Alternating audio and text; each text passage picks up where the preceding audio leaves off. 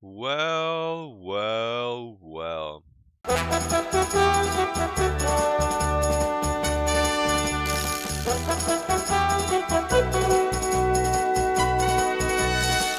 Kaytos, this is obviously off topic here, but what's the long-term goal for the data being sat in the UK and cease and desist and stuff?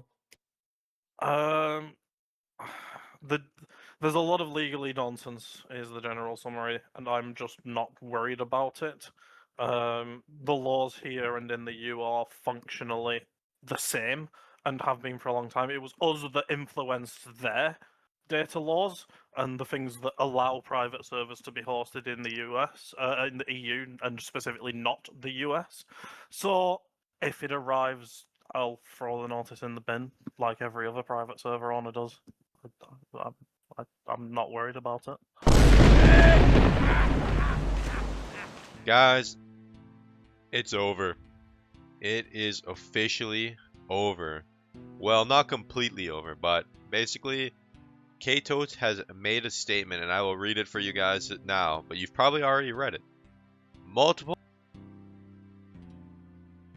cease and desist from Blizzard Entertainment. In compliance, we are shutting down the services that we are able to, including the website, and we are ceasing any and all activity that could be construed as marketing, distribution, or support of Project Epoch, any emulated WoW servers, and any WoW client software, including any Project Epoch client software or updaters. We will not be involved with or operate private servers for any Blizzard or Activision games.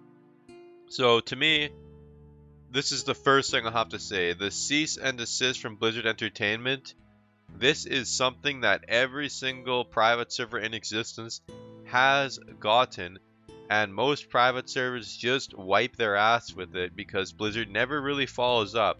I think the Rico case has absolutely scared the shit out of many developers, hence why Everlook shut down. Whether or not Everlook was a rug pull or not, it's hard to say, but they shut down a couple days ago. And before I get ahead of myself, Ascension has stated that Epoch is not being turned off. The Ascension team will keep operating it, but the entire Project Epoch team who has developed the server is no longer participating in it, and that includes Kaytotes. So now it's basically a full-on Ascension server. So in reality, Ascension kind of won bigly. And during the recording of this video, Dutch has released a statement basically confirming what I just said about how Ascension has won bigly. So Kazan and Gurubashi realms will stay online and continue to be developed. There is an existing full roadmap for future Project Epoch content. So basically, yeah, as I guessed, it was, well, it wasn't really a guess, because if you read what Kaytotes said, it sounded pretty obvious that Ascension would keep the server up, and it was just the original Project Epoch guys who would be leaving the project out of fear of legal repercussions. Yeah, a lot of content that is already developed and will be released. A team will be assembled to continue development and fulfill that roadmap, so they're getting a new team. Probably good, because the Project Epoch team fucking sucks ass other than whatever they did with Wailing Caverns and Dead Mines. Everything else is horrible. The vision and values of the project will be maintained.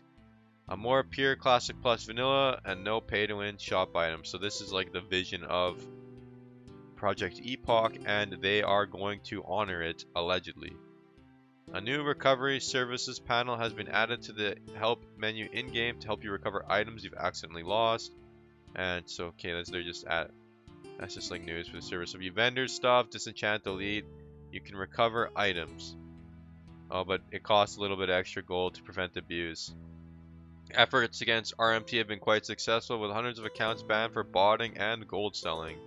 An in-game bug tracker is being added in the next update that will help prioritize most major issues, and he will have more updates for everyone soon. But basically, it's just Ascension's taking over Epoch, but to be honest, Epoch wasn't nearly that impressive anyways. And I feel like I should include this because some people won't be able to kind of figure this out on their own, but even if Ascension keeps the server up, there will be players that say, fuck it, I've had enough, and they're not going to want to invest any more time into Project Epoch or private servers. So this will take a hit in population from this, regardless of whether or not it stays up for good. I think Blizzard's won. I think the Rico case.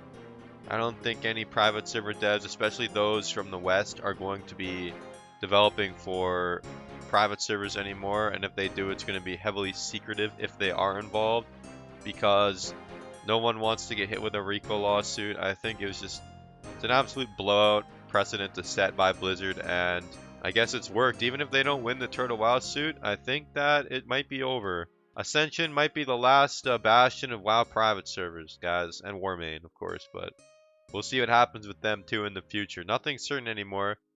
But either way, maybe it's time to move on from this game anyways. Like, if I'm going to be completely honest, guys, are we really ever going to recapture the magic we felt when we were 12 years old playing it? Probably not. It's the same thing every time. This is gonna piss a lot of people off, but I don't really give a fuck. So I'm not really too sad that Epoch's gone. Yeah, I don't really know what to tell you guys. I'm gonna have to think of something else to do with this channel. I think maybe there'll be a private server news slot coverage once a week or something. But as for this being a WoW channel, I think it's time to pull the rug on that and pull the plug, because that's why this channel has been dead since 2018, because I've been bored of the game. So Project Epoch I thought might change that, but it didn't. So yeah, but either way, Blizzard won, and yeah, fuck it.